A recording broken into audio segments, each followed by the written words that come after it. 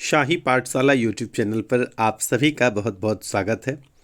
आज 68वें BPSC prelims का exam हुआ है और हम आपके लिए लेकर आए हैं मैथमेटिक्स के सभी प्रश्न को, मैथमेटिक्स और रीजनिंग दोनों के सभी प्रश्नों को। यहाँ पर मैंने जितने भी प्रश्न को सॉल्व किया है सब के सब 100% एक्यूरेट है। इसमें किसी भी प्रकार का संशय अथवा द्वंद्व बिल्कुल भी नहीं है। तो आइए समझते हैं कि किस किस प्रश्न का कैसा कैसा उत्तर होगा। उसको मैंने कॉपी पर बना करके आपको दिया है। आप चाहें तो इसके पीडीएफ को भी डाउनलोड कर सकते हैं, मैं डिस्क्रिप्शन में उसका लिंक दे दूंगा और इसको आप बाद में भी देख सकते हैं। तो आइए समझते हैं कि प्रश्न कैसा है और इसका ओरिजिनल जो सही उत्तर होगा वो कैसे होगा।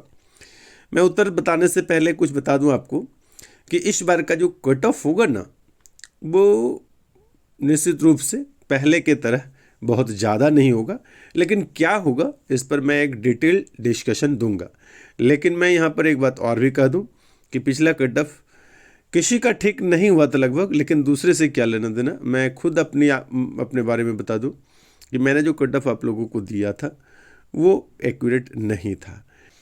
जब परीक्षा में पेपर लीकेज का मामला कहीं न कहीं अस्पष्ट या स्पष्ट रूप से सामने आता है तो कट ऑफ बनाना किसी के बस की बात, हम लोग भगवान नहीं हैं, इंसान ही हैं, किसी के लिए बनाना आसान नहीं है। तो फाइनल में इस बार फिर से आप लोगों को, चूँकि कट ऑफ तो देखते ही हैं, समझना भी चाहिए, क्योंकि परीक्षा देते हैं तो इस पर चिंतन मंथन तो होता ही है। कितना भी मन को मार लें कि नहीं इस बार मैं बिल्कुल नहीं देखूंगा, लेकिन फिर भी देखते ही हैं, देखना पड़ता है, तो उस पर भी चर्चा होगी। लेकिन इस वीडियो में हम लोग मैथ और रीजनिंग के प्रश्न पर, लेकिन हाँ, मैं यहाँ पर मैथ और रीजनिंग के प्रश्न को सॉल्यूशन करने से पहले एक बात और सुन लीजिए कि इस बार काफ़ी टफ था अन्य पिछले बीपीएससी की तुलना में, तो यह आसान बिल्कुल भी नहीं है। आइए, मेरे पास जो क्वेश्चंस उपलब्ध हो पाया था उसमें से 31 नंबर से मैथ के प्रश्न है, तो यहाँ पर हम एक सॉल्व करते हैं शुरू से 31 नंबर पर। पहले प्रश्न को समझते हैं। लिखा हुआ शब्द DIARY के अक्षरों से कितने शब्द बनाए जा सकते हैं, चाहे उनके अर्थ निकले अथवा ना निकले, इससे कोई लेना देना नहीं है। कितना बनाया जा सकता है ये आपको बताना है। तो जब हम आप डायरी शब्द के इसके वर्ड्स पर ध्यान दिया जाए तो इसमें टोटल 5 वर्ड्स है, 5 अक्षर है, ठीक है। तो इसको आप 5 का फैक्टोरियल निकालेंगे ना तो इससे भी निकल जाएगा, और मैं समझा भी रहा हूँ भी, पहले समझ जाइए कि 5 का फैक्टोरियल जब आप निकालेंगे तो ये निकल जाएगा। 5 का फैक्टोरियल होता है 5 गुना 4 गुना 3 गुना 2 गुना 1, और इसको गुना करेंगे तो 5 चौके 20 दिया, 60 दूना 120, इसका फैक्टोरियल कितना हुआ 120। तो विकल्प में आप नहीं पढ़े तो उपयुक्त में से कोई नहीं उत्तर होगा। दूसरा, आप इस प्रकार से समझिए कि आपके पास 5 टेबल मैं दे रहा हूँ और आप ऐसा विचार करेंगे कि इस 5 में से यदि पहले खाने को भरना होगा, पहले घर को आपको भरने हैं, तो 5 में से किसी भी वर्ड को आप उठा के रख सकते हैं, यानी इसमें टोटल भरे जाने वाले वर्ड की संख्या 5 होगी। चूंकि एक अक्षर इसमें कोई भी 5 में से एक लिख चुके हैं तो अब आपके पास सिर्फ 4 ही अक्षर बचे हैं। यदि दूसरे घर में मैंने पूछा, दूसरे खाने में पूछूं कि क्या लिखना है, तो चारों में से कोई भी आप लिख सकते हैं, यानी 4 में से कोई आप एक लिख सकते हैं यहाँ पर। अब यदि देखिए, एक यहाँ लिख दिया आपने, एक यहाँ लिख दिया, अब आपके पास कुल 3 वर्ड हैं और 3 में से कोई एक यहाँ लिख सकते हैं। अब आपके पास सिर्फ 2 वर्ड बचे हैं। यहाँ पर 2 में से कोई एक लिख सकते हैं, आपके पास 2 विकल्प है, बदल बदल कर लिख सकते हैं, और अंत में सिर्फ आपके पास एक ही बचता है। और यही मैंने कहा कि 5 के फैक्टोरियल 5 गुना 4 गुना 3 गुना 2 गुना 1, इसको लिखेंगे तो ये हो जाएगा 120। यही होता है आपको कि डायरी को यदि आप उलट पुलट कर मीनिंग निकले या ना निकले लिखना चाहते हैं तो आप 120 टाइम्स इसी चीज़ को लिख सकते हैं। मैं समझता हूं कि आप 31 नंबर को अच्छी तरह से समझ चुके होंगे। इसको मैंने हैंड रिटन में सॉल्यूशन भी नीचे बनाया है, वो भी मैं दिखा दूंगा, क्योंकि यहीं समझ लेते हैं, वहाँ समझने की ज़्यादा ज़रूरत पड़ेगी नहीं। वहाँ सिर्फ PDF आप डाउनलोड करके रख सकते हैं, लिंक मैं नीचे डिस्क्रिप्शन में दे दूंगा। यदि आप लोगों में से कोई हमारे चैनल पर पहली बार विजिट कर रहे हो तो निश्चित रूप से चैनल को सब्सक्राइब कर लीजिए। बीपीएससी मुख्य परीक्षा के दृष्टिकोण से हमारा शाही पाठशाला जो चैनल है ये आपके लिए काफ़ी उपयोगी साबित होगा। और 72 नंबर आपको पूछा जाता है क्या, स्टैटिक्स, ठीक ना, स्टैटिस्टिक्स भी लिखा हुआ मिलता है आपको। तो जो सांख्यिकी के प्रश्न हैं वो 2 प्रश्न के जवाब देने होते हैं कुल 4 प्रश्न में से, और यदि आप बनाने में सक्षम हैं तो 72 के 72 अंक दिए जाते हैं। आरटीआई कॉपी आप लोग कई बार देख चुके हैं, तो वहाँ आपको नंबर टोटल मिलता है, कोई नंबर उसमें कटता नहीं है। जबकि आप जीएस पेपर 1 पेपर 2 में से स्टैटिस्टिक्स को छोड़ दिया जाए तो उससे सभी विषय पर देखा जाता है कि आपको जितना नंबर का प्रश्न रहता है उसमें से आधे अथवा आधे से कुछ 2-4 नंबर अधिक दिए जाते हैं। ये मैक्सिमम मैंने कहा, इससे ज़्यादा आपको नहीं मिलता है। लेकिन स्टैट यदि आपका सही है तो 72 में से 72 नंबर ला सकते हैं। तो स्टैट नंबर बढ़ाने में, नंबर को गेन करने में काफ़ी इम्पोर्टेंट रोल अदा करता है। तो आप स्टैट को शाही पाठशाला के माध्यम से मजबूती से पकड़िए। और भी यदि आपको मुख्य परीक्षा की तैयारी करनी है, पिछले आप 64वीं का तो मैंने वीडियो अपलोड नहीं कर पाया था, उस टाइम मैं वीडियो नहीं बना रहा था। आप 65वीं, 66वीं और 67वीं 3 ईयर के मेरे द्वारा गेस किए हुए प्रश्न को और जो सजेशन मैं देता हूं एग्जामिनेशन के बाद कि इस टॉपिक को आप तैयार कर लीजिए, इसी में से प्रश्न रहेगा, उसको देख लीजिए। उससे कोई भी प्रश्न बाहर नहीं गया है, अभी भी वीडियो उपलब्ध है, आप देख सकते हैं। तो मैं एग्ज़ाम के 1 सप्ताह 10 दिन के बाद टॉपिक दूंगा आपको सेलेक्ट करके, उतने ही टॉपिक पर आपको पढ़ाई करनी है, तैयारी करनी है, उससे बाहर बिल्कुल भी नहीं पूछेगा। इस बार भी सिलेबस में थोड़ी आंशिक परिवर्तन करने के बाद भी मुख्य परीक्षा में ज़्यादा कुछ नहीं बदला है, सिर्फ ऑप्शनल पेपर पर जो है कि उलट फेर हुआ है। तो कोई ख़ास बात नहीं है, आप लोगों के लिए मिला जुला कर उतना ही है। तो मुख्य परीक्षा की तैयारी के लिए शाही पाठशाला के साथ बने रहेंगे, निश्चित रूप से आपकी तैयारी अच्छी होगी। और आइए चलते हैं 32 नंबर प्रश्न पर। यहाँ पर रीजनिंग मैथ तो आसान ही है, रीजनिंग के प्रश्न टफ नज़र आते हैं। तो देखिए इसको कैसे बनाया गया है। 44 और 37 इस दोनों का डिफरेंस निकालिए। इस दोनों का डिफरेंस निकालेंगे तो कितना आएगा आपका, 44 और 37 का डिफरेंस है आपका 7। कितना डिफरेंस है, 7। और इसमें 7 से, जैसे इस दोनों का डिफरेंस हो गया आपका 7 और इसमें 7 से गुना कर दिए तो ये हो गया 49 जो बीच में लिखा हुआ है। यदि 52 और 41 पर ध्यान दीजिएगा तो इस दोनों का डिफरेंस हो जाता है 11। इस दोनों का डिफरेंस कितना है, 11। इसमें 7 से गुना करेंगे तो हो जाएगा 77। यही आपका भरा जाना चाहिए, उसमें विकल्प सी आ रहा है यहाँ पर। और यदि 58 और 53 पर नज़र डालेंगे तो इसका डिफरेंस हो जाता है आपका कितना, इसका डिफरेंस हो जाता है 5। इसमें 7 से गुना करेंगे तो ये हो जाएगा 35। तो यहाँ पर है कि दोनों के डिफरेंस में से एक कॉमन टर्म 7 से जो है कि गुना कर लिया गया है। ठीक है, कॉमन टर्म क्या किया गया है कि 7 से गुना करके उत्तर लाया गया है। तो यहाँ पर आपका भरा जाएगा 77 जो ऑप्शन सी में है यहाँ पर। उसके बाद अगला प्रश्न है 33। इसको भी बारीकी से देखिएगा, क्योंकि जितने भी रीजनिंग के प्रश्न हैं वो निश्चित रूप से आसान नहीं है। स्टूडेंट के लिए तो खासकर बहुत ही टफ होगा, जो रीजनिंग के टीचर हैं या जो काफ़ी सीनियर स्टूडेंट हैं जिनको खासकर रीजनिंग पर पकड़ अच्छी है, उन्हीं से ये सॉल्व होगा।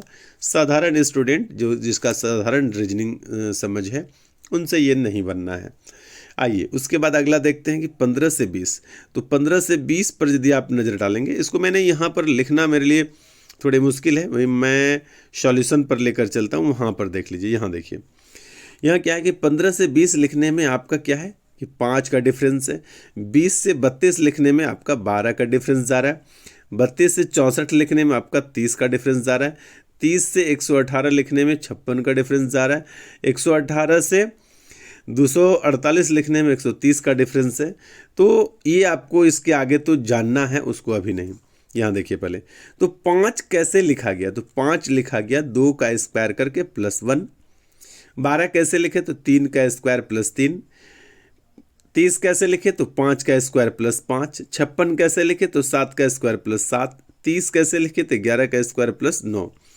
अब यहाँ पर आपको लग रहा होगा कि यहाँ पर 2 का स्क्वायर प्लस 1 और यहाँ पर 11 का स्क्वायर प्लस 9 हुआ, तो सीरीज कैसे बना? सीरीज ऐसे बना कि जितनी भी आप स्क्वायर वाली संख्या देख पा रहे हैं वो सब अभाज्य संख्या है। ठीक है, 2, 3, 5, 7, 11 और अगला 13 भी सभी क्या है? अभाज्य संख्या है। उसके बाद जो जोड़ा गया है 1, फिर 3, फिर 5, फिर 7, फिर 9। ठीक है, और यहाँ पर 13, 13, 169 और 11, यहाँ पर 11 जोड़ना है। ठीक है, 9 नहीं जोड़ना है, कितना जोड़ना है? 11। तो ये हो जाएगा आपका 180। लिखने में थोड़ा सा मिस्टेक हो गया।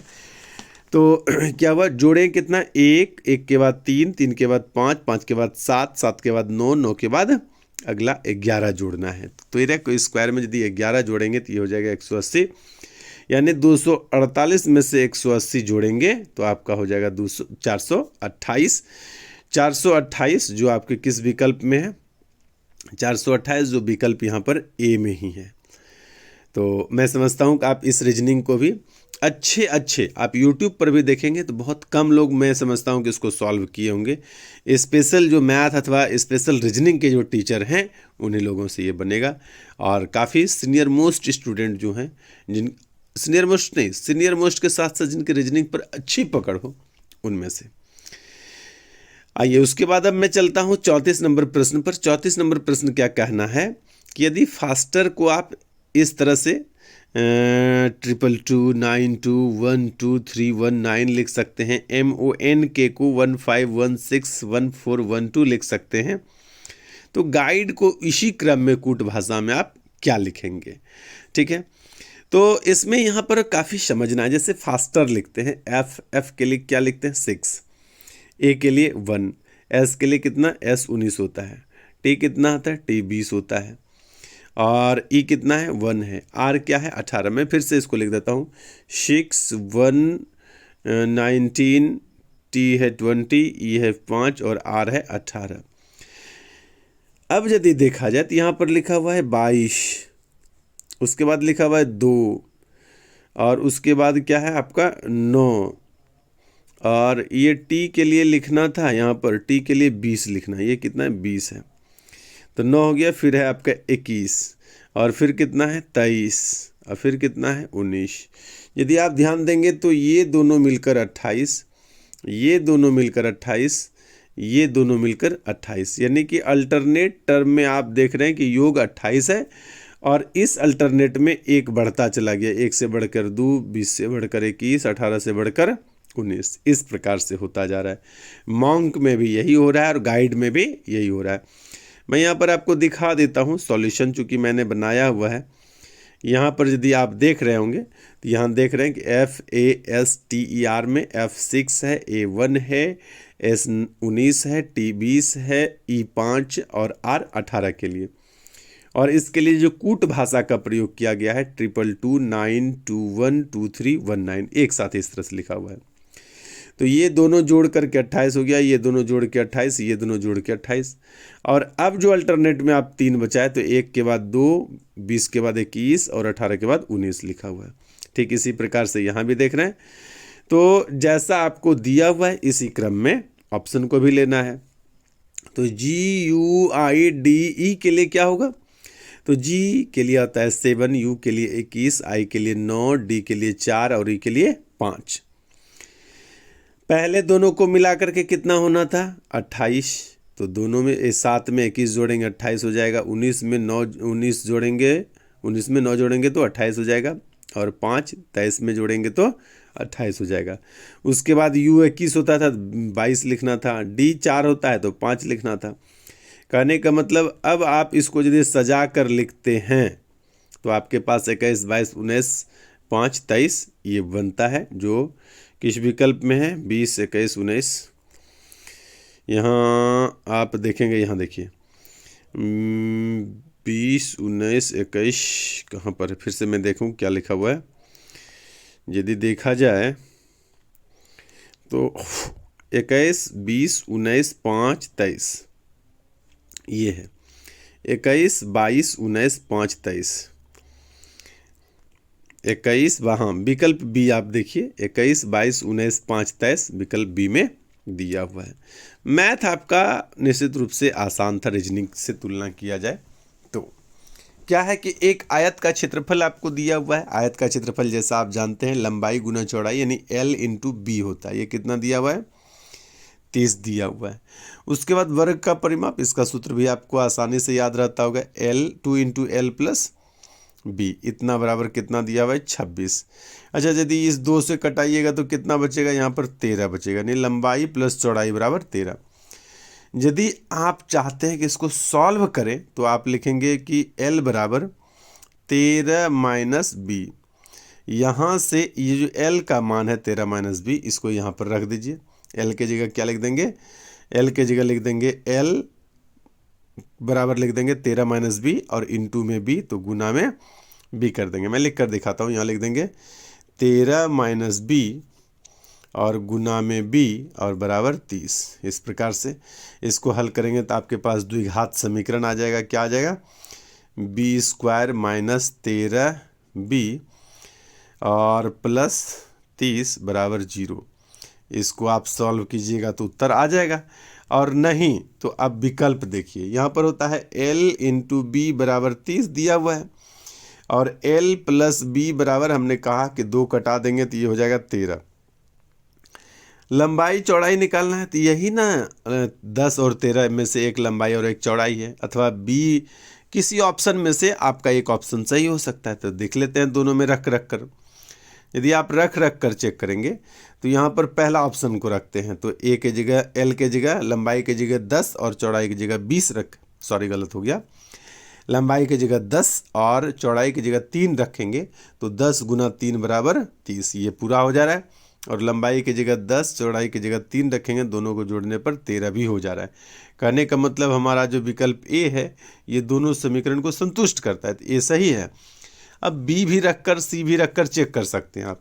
यदि इस दोनों को गुना करेंगे तो 6 पंचे 30 तो हो जा रहा है। दोनों को यदि जोड़ेंगे तो हमारे पास कितना आना चाहिए? 13। तो दोनों को जोड़कर 13, यहाँ पर 6 5 11 हो रहा है, और यहाँ पर भी दोनों को जोड़कर 13 नहीं होकर के 17 हो जा रहा है। कहने का मतलब ये दोनों ऑप्शन बी और सी जो है दोनों समीकरण को संतुष्ट नहीं करता है। ठीक है, तो इस प्रकार से यहाँ उत्तर हो गया आपका विकल्प ए। आइए अगला प्रश्न जो है कह रहा है कि एक दुकानदार 10% छूट देता है। छूट हमेशा जानिए कि लिखे हुए प्राइस पर देता है, जिसको अंकित मूल्य कहते हैं। किसी वस्तु का मूल्य अंकित मूल्य यदि 400 रुपया है, इसमें आप 10% डिस्काउंट कर रहे हैं, मतलब 90 पर ही आप बेच रहे हैं, 10% डिस्काउंट दे रहे हैं, तो 0 0 कैंसिल हो जाएगा और क्या हो जाएगा? 9 चौके 36 यानी 360 रुपया।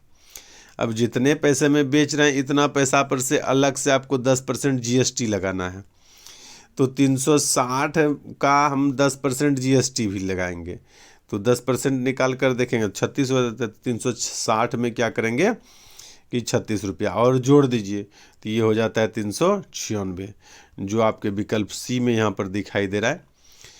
तो अंतिम मूल्य आपसे पूछा था, एक बार और भी मैं यहाँ चर्चा कर दूँ कि अंतिम मूल्य को कई स्टूडेंट ने अंकित मूल्य पढ़ लिया। अब उसको लग रहा था कि अंकित मूल्य दिया हुआ ही है तो अंकित मूल्य पूछ क्या रहा है, बहुत टाइम बर्बाद किया और अंतिम में छोड़ कर आया है।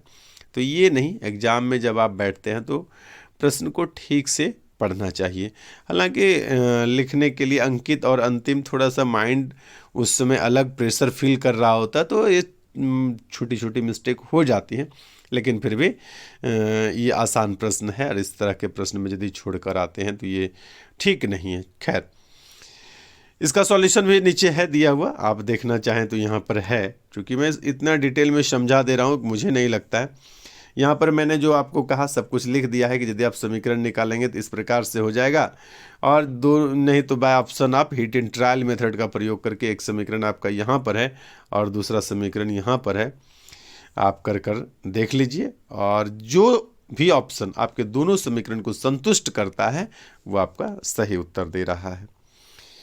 उसके बाद आइए अगला प्रश्न आपके पास क्या रह जाता था, हाँ ये हम लोग बना ही लिए। अब 37 नंबर प्रश्न पर आइए। 37 नंबर प्रश्न इस टाइप का रीजनिंग रहता है। आप रीजनिंग के बुक से यदि आप प्रैक्टिस करेंगे तो इस प्रकार जीके बेस्ड रीजनिंग रहता है। लेकिन बीपीएससी में ऐसा नहीं देना चाहिए जो बहुत सारा जीके दिया हुआ है। भाई रीजनिंग की कमी थोड़ी ना है, लेकिन क्या करिएगा, आप लोग समझ ही रहे हैं कि मेरे बोलने का भाव क्या है। खैर जो भी हो, आपको तार्किक क्रम में एगो ये जो आप कूट दिया हुआ है इसको देखते हुए एक तार्किक क्रम में आपको इसको सजाना था। तो तार्किक क्रम में सजाइएगा तो ऊपर से नीचे के क्रम में सजा लीजिए, क्योंकि विकल्प जो है ना इसी क्रम में सपोर्ट ही कर रहा है। यदि एक निश्चित क्रम में लाना चाहें तो सबसे पहले आपका राष्ट्रपति होता है, राष्ट्रपति के बदले में कोई पद होता है तो राष्ट्रपति के तुरंत बाद उपराष्ट्रपति का पद होता है, यानी 2, उसके बाद 1, और राष्ट्रपति उपराष्ट्रपति के बाद जो है ये प्रधानमंत्री होते हैं। ये 4 नंबर हुआ। प्रधानमंत्री के बाद का यदि कुछ है तो वो लोकसभा अध्यक्ष होता है। सीधा अध्यक्ष लिखा हुआ है लेकिन वो लोकसभा अध्यक्ष है, तो लोकसभा अध्यक्ष होता है, 3 नंबर हुआ। और उसके बाद है सांसद। ठीक है, सांसद तो मतलब बहुत सारे सांसद ऐसे हैं कि सिर्फ सांसद हैं, कुछ नहीं है। मंत्री, लोकसभा अध्यक्ष या कोई पदभार उनके ऊपर नहीं है, सिर्फ सांसद हैं। तो ये सबसे नीचे हुआ। तो इस प्रकार से यदि 2, 1, 4, 3, 5 देखना चाहें तो 2, 1, 4, 3, 5 जो है विकल्प सी में है। ठीक है, अब अगला प्रश्न है 38 नंबर। ये सब प्रश्न, मैथ के सभी प्रश्न आसान ही है। रेशमा अपने संपत्ति का 1/4 जो है धर्मार्थ संगठन को दे देती है। उसके पास कुल संपत्ति मान लेते हैं कि x है, तो जितनी संपत्ति है उसका 1/4 हिस्सा जो है 1/4 हिस्सा जो इसका जो है 1/4 ये धर्मार्थ संगठन को दे देता है। यानी x/4 यदि किसी धर्मार्थ संगठन को दे देता है उसके पास बचता कितना है, कुल संपत्ति x है, इसमें से वो x/4 धर्मार्थ संगठन को दे देता है, तो आपके पास बच जाएगा 3x/4। और इसको 3 पुत्रों में बराबर बराबर संपत्ति जो है कि बांट देता है 3 बच्चे में। तो 3x/4 को यदि आप बांटेंगे तो आप ऐसा सोचिए ना कि x/4 प्लस ये कुछ नहीं है, 1 मिनट, हाँ, x/4 plus x/4 plus x/4 यदि कर देंगे, सबको जोड़ेंगे तो आपका कितना हो जाता है 3x/4। तो बराबर बराबर यदि बांटेंगे ना तो पूछा कि कितना होगा, तो कुल x/4 का मतलब कुल का 1/4 हिस्सा जो पहले निकाले हैं उतना ही। अब ऑप्शन में पूछा कि यदि प्रत्येक बच्चे को मिलने वाला संपत्ति कितना होगा, तो 1/4 है, कुल संपत्ति का 1/4 हिस्सा नहीं, 1/4 मिलेगा सभी बच्चे को। ये तो बहुत आसान प्रश्न था, आप लोग खुद भी बना लिए होंगे मैं समझता हूँ। अच्छा, उसके बाद यदि देखा जाए 39 नंबर प्रश्न को, तो यहाँ पर है कि निम्नलिखित में से कौन सा कथन असत्य है यानी गलत है। ठीक है, तो वर्ग और पहला ऑप्शन है वर्ग और समचतुर्भुज, असत्य पूछा है यानी गलत। तो वर्ग ये हुआ आपका वर्ग, और समचतुर्भुज इस प्रकार से होता है आपका समचतुर्भुज। अब यदि परिभाषा के आधार पर समझा जाए कि वर्ग और समचतुर्भुज में क्या अंतर है, तो वर्ग की चारों भुजा आपस में बराबर होती है। तो भाई इसमें क्या मतलब क्या दिक्कत है, समचतुर्भुज के भी प्रत्येक भुजा आपस में बराबर होता है, दोनों एक ही प्रकार का नहीं, अभी है बाकी। वर्ग में प्रत्येक कोण जो है इसका 90 90 90 90 यानी सभी कोण भी बराबर होते हैं, जबकि समचतुर्भुज में सिर्फ आमने सामने वाला कोण जो है वह बराबर होता है, बाकी ये दोनों भी आपस में बराबर होगा, लेकिन चारों कोण आपस में बराबर नहीं होता। ये बेसिक डिफरेंस है। जबकि यहाँ पर क्या कह दिया गया, प्रत्येक वर्ग एक समचतुर्भुज होता है, और पहला ही ऑप्शन यहाँ पर असत्य है, गलत है, यानी उत्तर क्या हो जाएगा आपका विकल्प ए। अब यदि बात करें तो मैं फिगर बना के रखा हूँ, समझना आसान हो जाएगा, टाइम चूंकि ज़्यादा हो रहा है। तो वर्ग जो है और समचतुर्भुज आप समझ चुके हैं। आयत को यदि देखा जाए तो आयत का होने की क्या शर्त है, तो आयत में है कि आमने सामने की भुजा बराबर रहना चाहिए और प्रत्येक को 90 का भी होना चाहिए। तो वर्ग में ऐसा है कि आमने सामने की बराबर भुजा होती है और प्रत्येक कोण 90 डिग्री भी होता है। तो ये सही है कथन कि प्रत्येक वर्ग एक आयत हो सकता है। और अगला जो कथन था वो था कि समचतुर्भुज जो है और समांतर चतुर्भुज दोनों प्रत्येक समचतुर्भुज एक समांतर चतुर्भुज हो सकता है, तो बिल्कुल बात सही है। तो समझते हैं कि समचतुर्भुज और समांतर चतुर्भुज में क्या होता है। समांतर चतुर्भुज में आमने सामने की भुजा जो है समांतर होती है, तो यहाँ भी आमने सामने की भुजा समांतर है। दूसरा क्या है कि इसकी दूसरी जो दो भुजा है ये दोनों भी आपस में समांतर होता है समंतर चतुर्भुज में, और समचतुर्भुज में भी ऐसा ही होता है। समांतर चतुर्भुज में आमने सामने की भुजा जो है दोनों आपस में बराबर होता है। यहाँ भी दोनों आपस में बराबर होता है। जैसे यहाँ भुजा की बात करें, ये इसके सामने और ये इसके सामने दोनों आपस में बराबर, तो ये भी इसके सामने ये दोनों भी बराबर है। यदि इधर से बात करें ये दोनों बराबर है, तो इधर से इसमें भी बात करेंगे बराबर है। इसमें कहेंगे आमने सामने का कोण बराबर होता है, तो इसमें भी आमने सामने का कोण बराबर होता है। इस तरफ से भी देखेंगे तो इसके बराबर, ये इसके बराबर, तो यहाँ भी ये इसके बराबर और इसके बराबर। तो प्रत्येक समचतुर्भुज समांतर चतुर्भुज हो सकता है, ठीक ना, यह होता है। अब आइए अंतिम प्रश्न है आज का, और बहुत ही क्रिटिकल और बहुत ही टफ प्रश्न है। अच्छे लोग मैं समझता हूँ कि इसको बनाने में थक गए होंगे या छोड़ दिए होंगे, ऐसा भी हो सकता है। तो काफ़ी आसान नहीं कह सकते हैं इसको। देखिए ये भी जो बंदे का प्रश्न है, ये उन्होंने भी इसको घेर के रखा है, यानी कि ये नहीं बना है। जो बन गया उसको ठीक है, नहीं घेरा है, लेकिन घेरने का मतलब है कि वो भी इसको हार्ड समझा है। आइए इसको सॉल्यूशन को समझते हैं। आसान नहीं है, इसलिए एक बार प्रश्न पढ़ लेते हैं, फिर सॉल्यूशन पर चलेंगे। प्रश्न का यहाँ पर कहना है कि कुछ सदस्यों के एक परिवार में बी कहता है, बी जो है वो बोल रहा है कि आर मेरी बहन ए की पुत्री है। आर जो है ना वो बी के बहन ए की पुत्री है, टी की इकलौती पुत्री है। टी की क्या है कि इकलौती पुत्री है। कौन है भाई? तो ए जो है ना वो टी की इकलौती पुत्री है। उसके बाद ये क्या कह रहा है कि एक्स टी और जेड की संतान है, जेड की दादी है, यानी एक्स और टी जो है ना वो एच की दादी अथवा नानी है।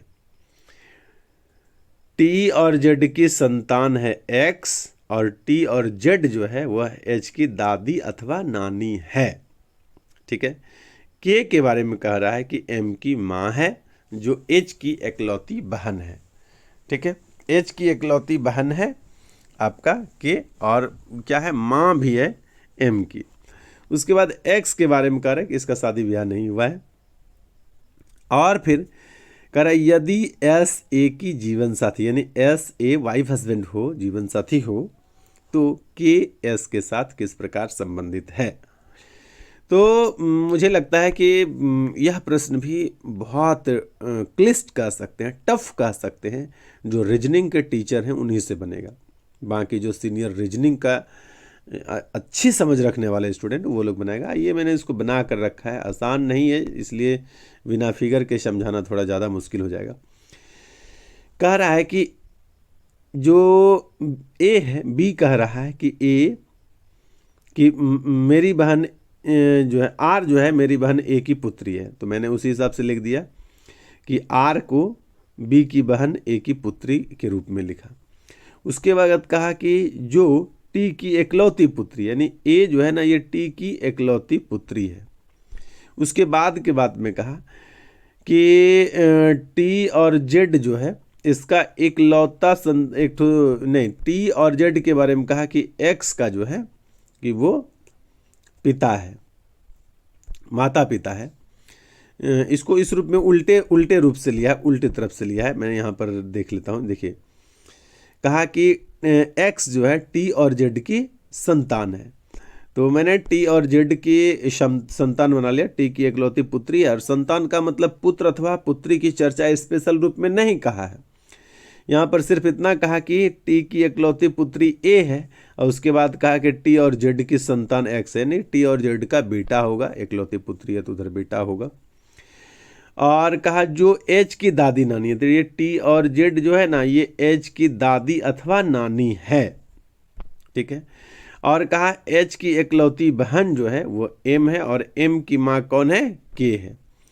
अब यहाँ पर आपसे पूछ दिया कि एस और के बीच क्या संबंध है, ठीक है। दोनों तरफ से एरो का मतलब है, प्रश्न में दिया हुआ है ए और एस जो है वाइफ हस्बैंड है, पति पत्नी है, ठीक है।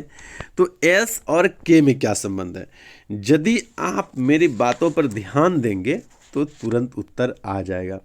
सबसे पहले कि यदि एस की पत्नी है ए, पत्नी क्यों? क्योंकि बी की बहन भी है और टी की पुत्री भी है। इससे स्पष्ट होता है कि एस हस्बैंड है और ए वाइफ है।